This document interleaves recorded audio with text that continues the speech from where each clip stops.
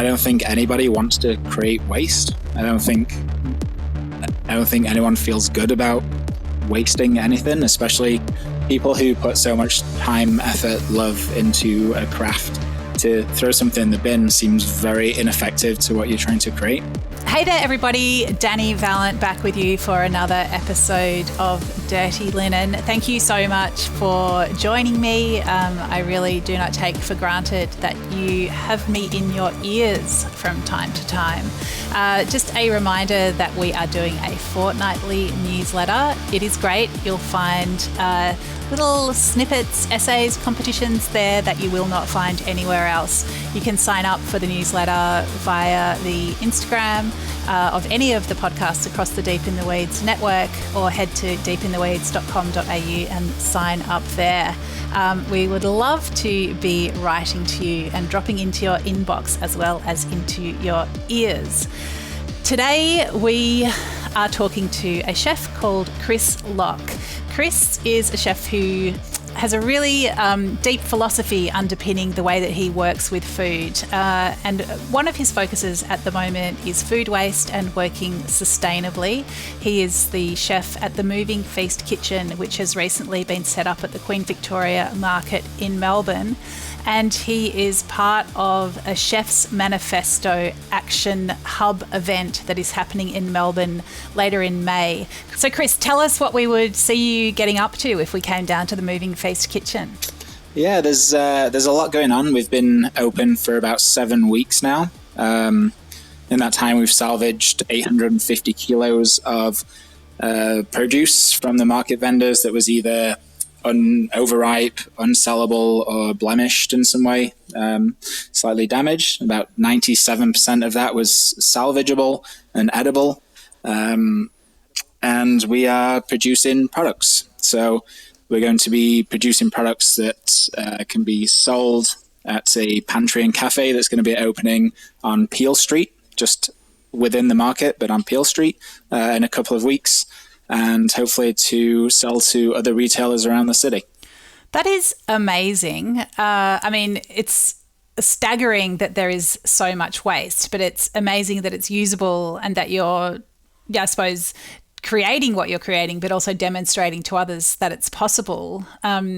It's sort of alarming and exciting all at once. Give us a sense of, what is this produce? What do people think isn't usable but actually is? Yeah, there's quite a range in terms of quantity and also type. And for the guys that work in the market and their vendors, they really only have two options, and it's to sell the produce or for it to go into the green bin. There's not really an in-between there. So if customers start to deem something as unattractive, then even at a discount, if they can't sell it, then it goes into the green bin.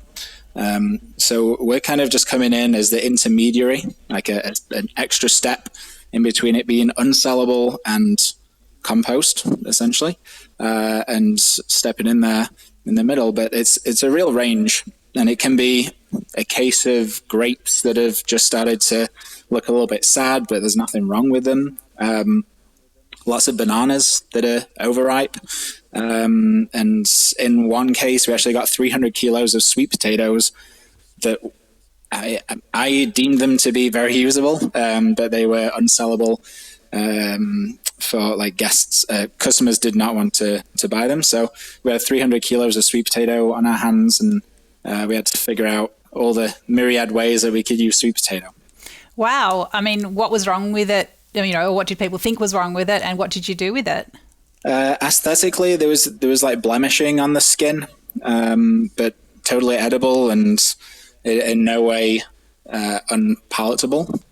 Just visually, it kind of looked a little bit unattractive. But that's great for me and great for the cooking processes that we did. What did we do with sweet potato? We have a sweet potato shoyu that's currently fermenting. That's about 40 liters we're going to get out of that. We have sweet potato miso going on. We have a sweet potato brownies We have an exo sauce that we've made from sweet potato, which is actually going to be our first retail product that we're going to be launching in about 2 weeks. So that's essentially subbing the seafood that you would find in the Chinese exo sauce and using roasted sweet potato, adding some culture for it to ferment and create a little bit of umami. And Bobby's wrong call. I'm such a fan of sweet potato, so everything that you said then sounds extremely appealing to me. Do you feel like are you solving a problem, or are you a sort of stopgap because people don't realise that they could just take this produce home and use it themselves? Yeah, it does sometimes feel a little futile because the problem still exists, and I really wish this role did not exist and the need for this kitchen did not exist, and that there was no food waste to salvage. That would be the ideal scenario. But the fact is that the system that is set up for buying and selling vegetables, produce, there's no middle process between something being unsellable but still fine and deemed as waste or deemed as compost, and that's really the challenge. Yeah, it's highlighting a problem. I don't know how to think about it. I suppose at every step along the supply chain there are problems with the way that produce is perceived and then either used or not used, and you're grabbing it right at this end stage. I suppose so much produce doesn't even leave the farm. So Chris, how does the process work? Is there a place where vendors bring their produce, or do you go around scouting out stuff? What's the process? It's very much relationship based. There isn't, apart from picking things out of bins, there isn't really like a receptacle where unsellable produce is put. So it was really a process of talking to the vendors, explaining what we're doing, why we're doing it, and that we're not there to kind of make money from their unsold products. Being a social enterprise and the work that Street does as well as part of the project, that it's really going to a good cause and it's going to make delicious things that can then do good work. So it's really relationship based, and I'm only working with really two vendors, just because it's me, myself, and I in the kitchen, and I can only really handle so much produce. So I've been doing about 120 kilos a week, but that's really just from two suppliers. And you better explain to us what Street is.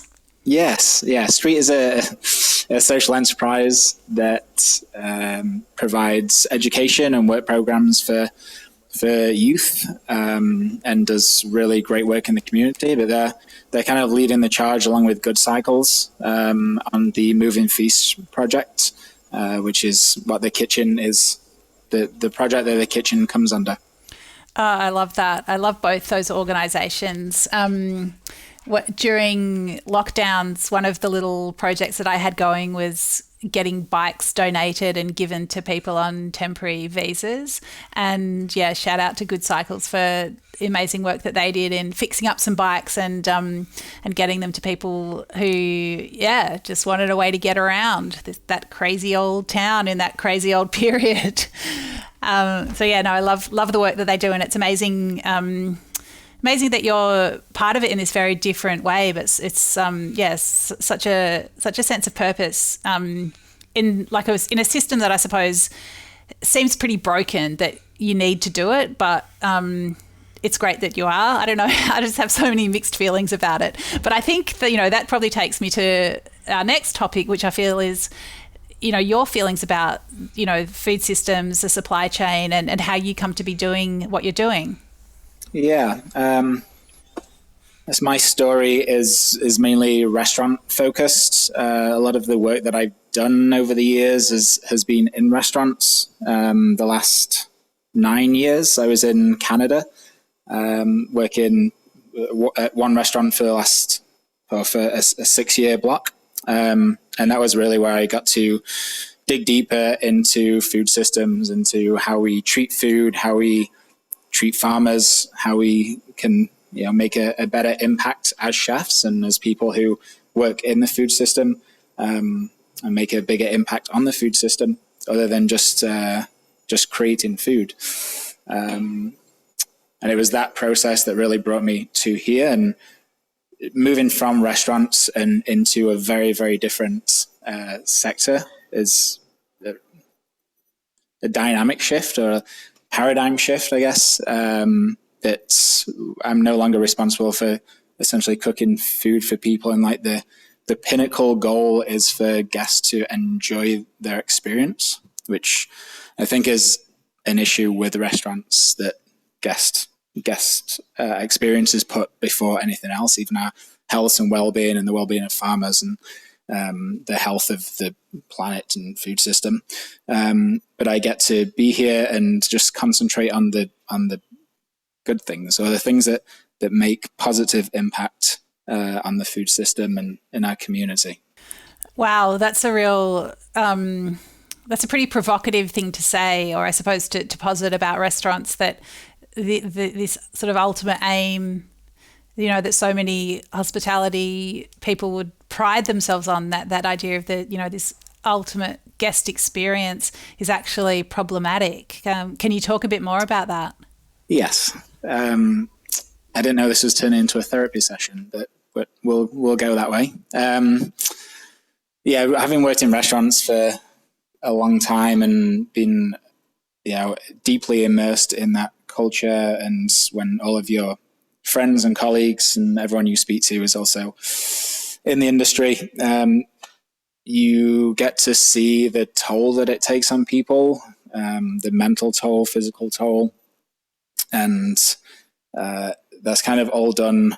I mean, there's a number of pathways that people take to get to that position where you're in a restaurant and maybe not indoctrinated is maybe not the right word, but led to believe that everything should be sacrificed for the plate, the dish, the guest experience, the restaurant.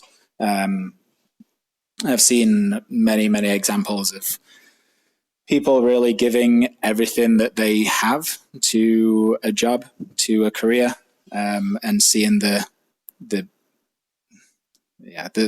breakdown of people from giving way too much into something that matters to the guest, and matters to guest experience and accolades and recognition, but in the end it doesn't really benefit you as a human.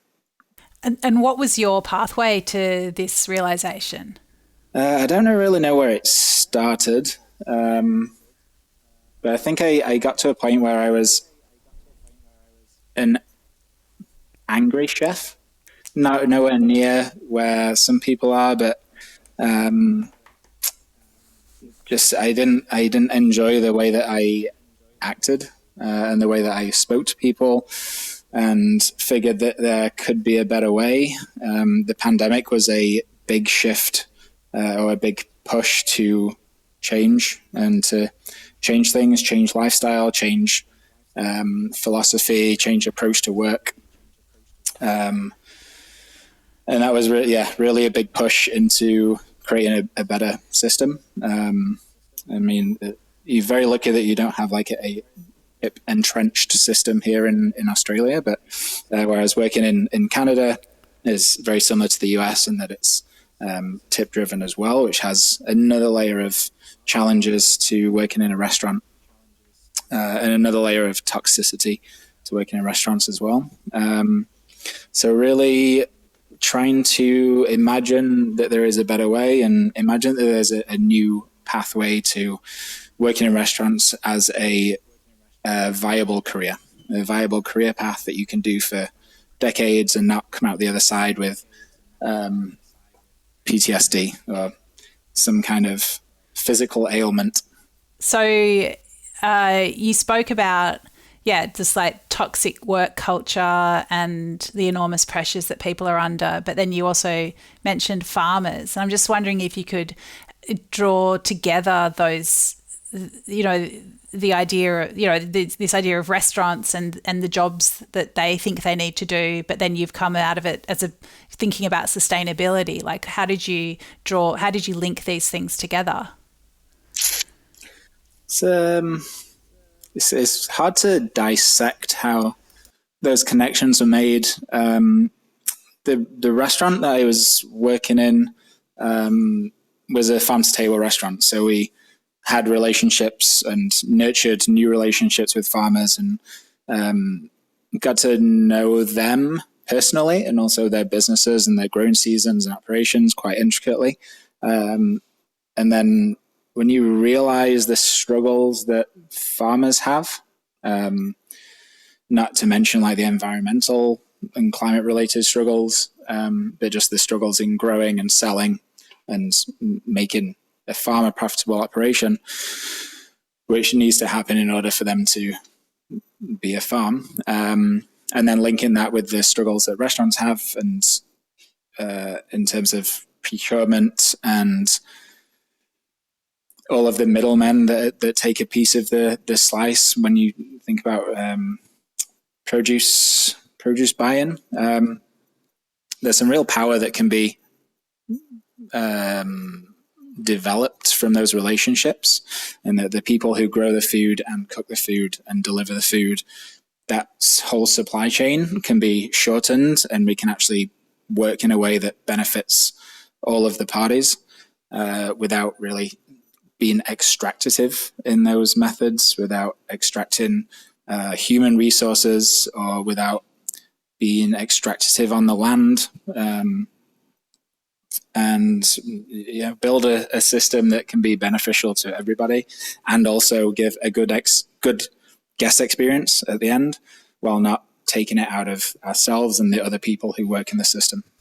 Wow, yeah, that sounds like a really good way to go, and perhaps brings us to talk about the UN Sustainable Development Goals and how they relate to this world of food and restaurants and chefs. Can you talk about that? Yeah.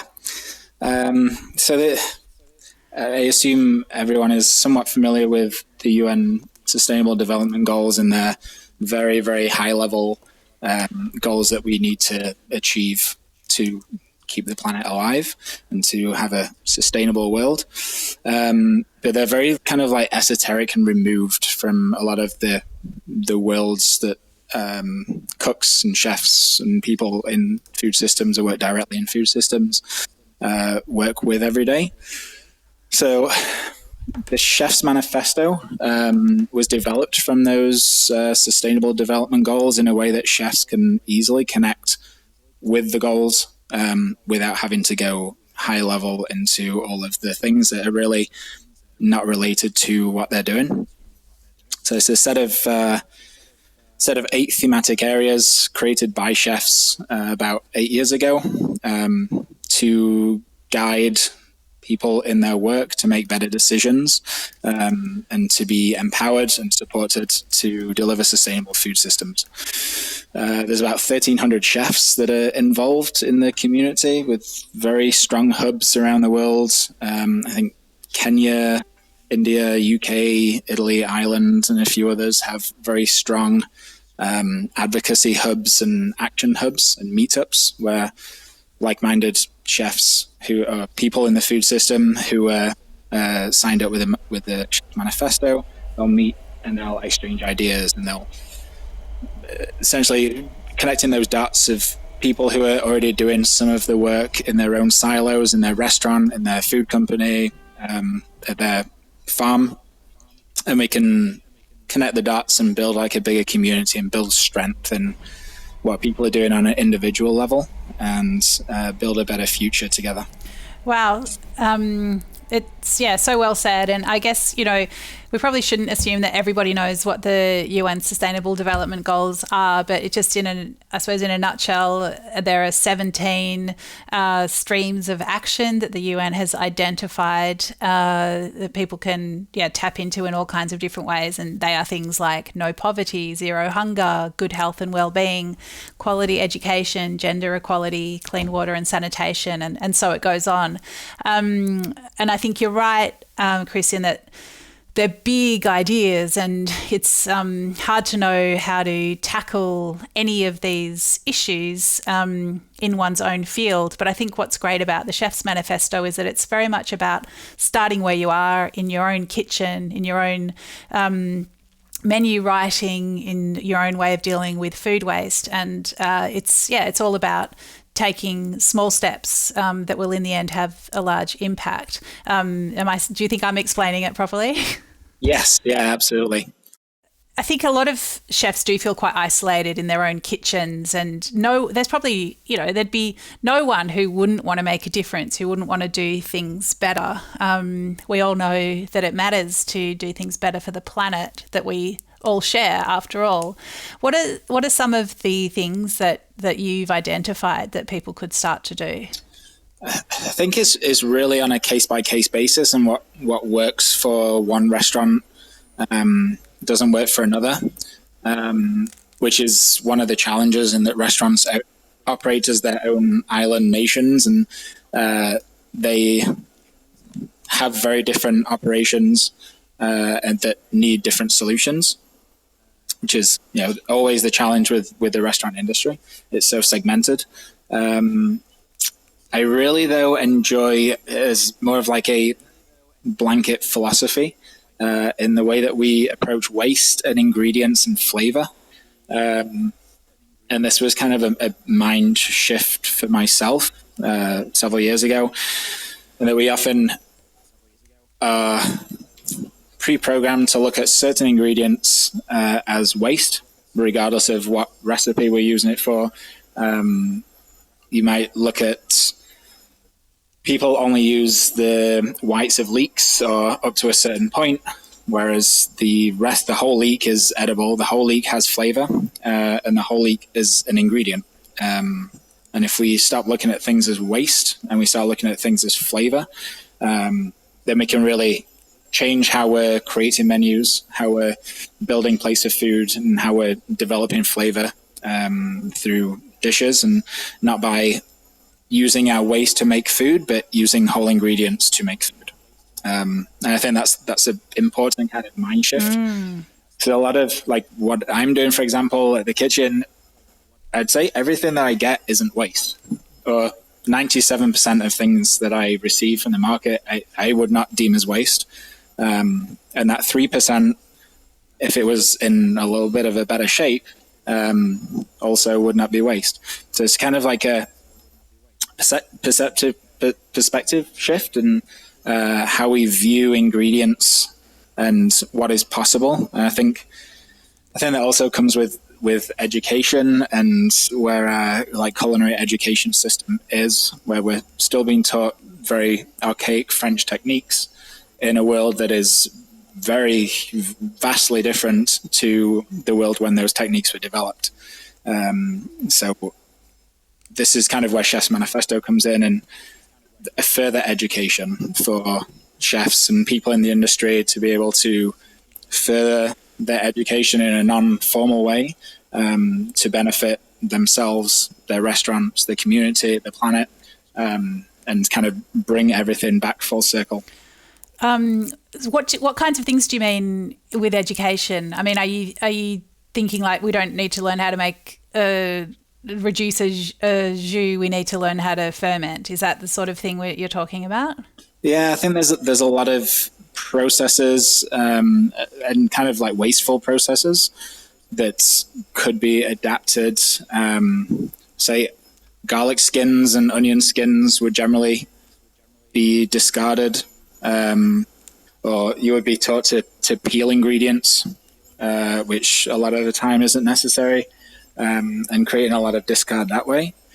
A lot of a lot of unnecessary processes that create waste when it could just be creating flavor even in that dish or outside of that dish in another way. Yeah, I mean, I think chefs are such amazing problem solvers that once you have these mind shifts, I feel like the creativity must just be exponential. It must actually be really exciting. Yeah, it really is. Having time to do it is I think the biggest challenge for chefs who are so time poor and always stretched. But once you start building that into your processes as a way that you can create ingredients for a menu in 6 months, for example, then it actually will cut down the amount of work that you have to do to create flavor in 6 months when you're creating a menu. At the restaurant in Toronto, we had obviously like everywhere that has a bar will usually have a lot of citrus waste after the lemons, oranges, limes have been juiced and zested.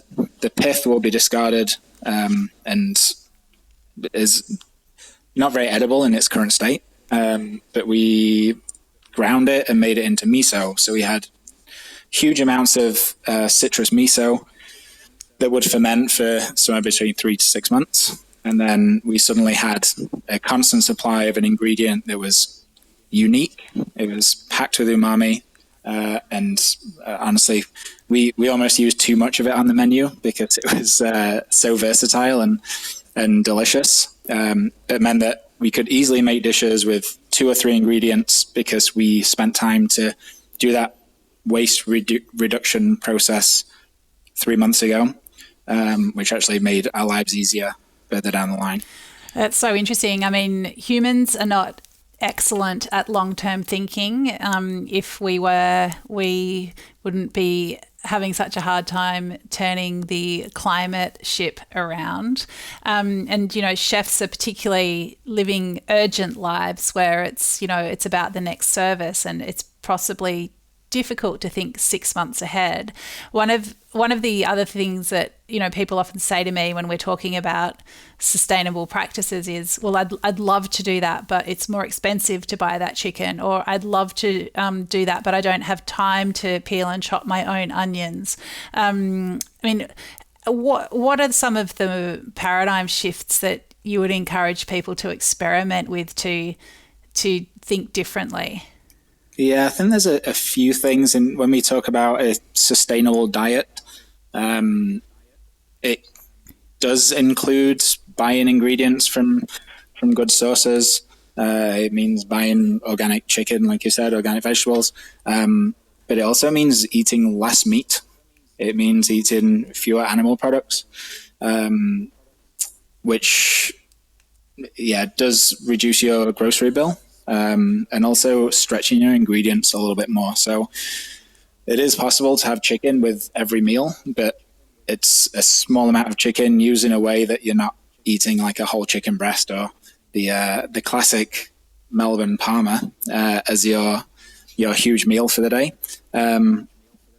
But stretching ingredients so that you can still enjoy food, you can still have a non-vegan diet or a non-vegetarian diet, but that whole chicken will last 2 people for 7 meals instead of 2 people for 3 or 4 meals. Really looking at there's ways that you can do this if you go down like carbon footprint of your food. It's very easy to see in a simple graph how large the carbon footprint is of beef and lamb and dairy products. So if we're talking about a sustainable diet and we're like carbon is part of that conversation, it's not the be all and end all of the conversation. It's important that we don't get carbon tunnel vision. But I think if you look at a carbon balanced diet, then you can still buy organic chicken and organic eggs and organic cheese, but you're going to be buying a lot less of them. So that balance in reducing the amount of the more expensive things that you're buying and increasing the amount of the cheaper things, the vegetables that you put on your plate, supplementing that with beans as a sustainable protein. I think it's really easy to kind of like shift that scale balance to be in line and bring down your budget even, or balance the budget by eating fewer meat items and more of the cheaper produce items. I do like to talk about food waste, and I talk about using your scraps and reduce the amount of things that you throw away, because there's a huge amount of household waste. But the fact is, a lot of people don't have the time. A lot of people don't have the time to do most of the processes that, I honestly don't have much time to do the processes that I'm doing in the kitchen here at home. I think that the easiest way is just being mindful of your shopping. Only buy what you need. Don't buy the just in cases. Do some meal planning for 10 minutes before you do a shop and think about what you're going to eat. Think about if you're going to go out for dinner at any point in the week. And I think that's kind of the best way of reducing cost and reducing waste, and being able to balance that sustainable diet conundrum. Yeah, as you're talking, I'm thinking about that citrus miso and the pleasure that your guests must have had from eating those flavor bomb meals that you're creating for them, and how nice it must have felt as a chef to know that you were giving them this incredible experience, but it was partly a product of this ingredient that would otherwise have been thought of as waste. Do you think that that's a way that a chef can nourish their soul in the kitchen? Is that a way forward for a better a working environment, a better sort of psychic framework for a chef? I very much enjoy it, and I take a lot of enjoyment and pleasure in doing that. And I don't think anybody wants to create waste. I don't think anyone feels good about wasting anything, especially people who put so much time, effort, love into a craft that they're often burning themselves out for. To throw something in the bin seems very ineffective to what you're trying to create.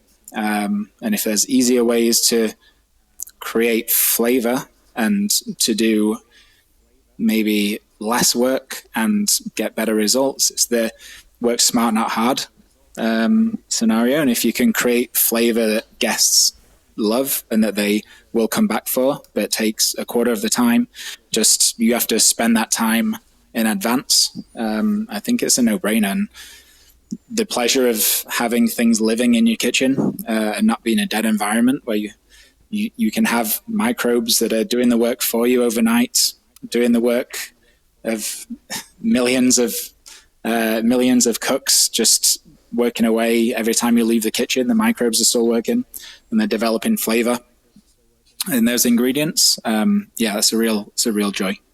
That is such an awesome way to think about it. I love it. Okay, so let's talk about what's happening on the 19th of May in Melbourne from 1 to 5 p.m. at the Oxford Scholar. It is the Chefs Manifesto Action Hub, Upskilling Industry Champions for Circular Hospitality. What does that all mean? What's happening? It's going to be an amazing first Action Hub day. The Chefs Manifesto. There is currently no active community in Melbourne, and there's so many great things happening in Melbourne and Victoria. It makes so much sense to congregate chefs who are food system focused and bring them together to start something.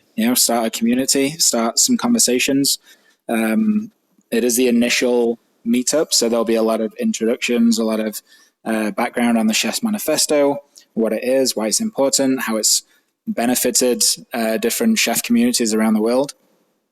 And the focus is on building a zero waste future. So there'll be a lot of talk about food waste, a lot of insights in how we can negate food waste or even benefit from food waste. There'll be a really good community of chefs that are coming together, that are all kind of focused in the area. And the hope is that we'll build ambassadors from this one meetup, and then we can continue, have another Action Hub day in a few months. We can run demonstrations. The Moving Feast Kitchen can be a place where people can innovate and develop and share ideas. There'll also be a focus on beans, a call to action as part of the Beans is How campaign, which is another Chefs Manifesto affiliated campaign to double global bean consumption by 2028.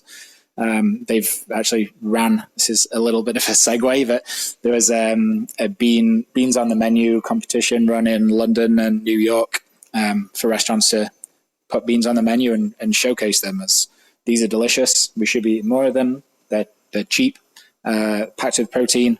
They're great for farmers, great for the environment. They have a somewhat infinite shelf life if they're dried. So that'll be like another one of the focuses for the day. Wow, that all sounds so cool. I would, if anyone needs a beans ambassador, I would love to be one. Beans are great.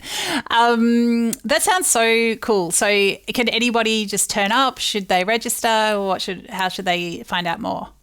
We're currently putting together an invite list. It might be a fairly small affair with it being the first one.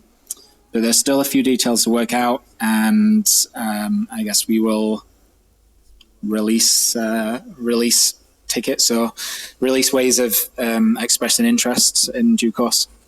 All right. Well, we'll put anything that we can in the show notes, and if anyone wants to message me, I'll connect you to the event or to Chris or to find out more. Chris, thank you so much for coming on for a chat today. It's it's always so inspiring to just be encouraged to think differently.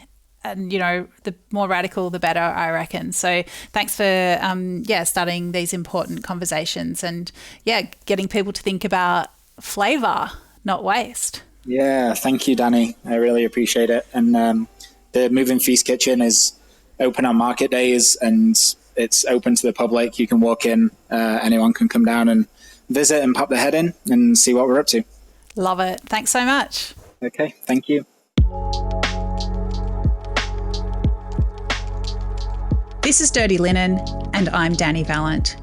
We air the issues that the hospitality industry finds hard to talk about, hearing from different people with unique perspectives. We want to hear from you as well. If you have something that needs to be said about a topic, get in touch so we can include your perspective.